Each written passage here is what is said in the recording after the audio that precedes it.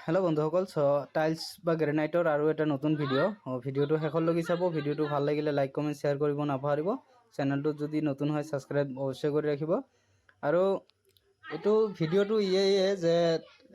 বহুতে ঘৰত টাইলস লগাম বুলি ভাবি আছে আৰু কিছুমান মানুহে কি কয় যে টাইলসটো অলপ পইচা বচাবৰ কাৰণে টাইলসটো জাকে তাকে দি লগায় কিন্তু লগাই কেনে পিছত এনেকুৱা হয় যে সেই টাইলসখিনি ভাঙি কেনে আৰু নতুনকে লগাব লগা হয় কিয়নো যিখান কি টাইলসটো আপোনাৰ ফিটিং ভালকে নহব বা ফিনিশিং ভাল নহব অবশ্যই ভাল নালাগিব টাইলসখিনি আৰু সেইখিনিয়ে মূৰৰ কামৰ হৈ থাকিব চকুত হঠাতে কিন্তু দেখাব আৰু এটা কথা ইয়াতে কৈ আছো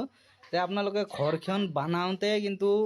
সেই সিস্টেম ৰাখিব বা সেই মতে ঘৰটো বনাব যাতে অলনত পাতাত যাতে ঘৰখন হয় আপোনাৰ ঘৰখন যদি তেৰা বেকা দেখা পায় টাইলস লগৰ পিছত কিন্তু অলৰেডি সব গম পায় কত কি তেৰা আছে কত কি বেকা আছে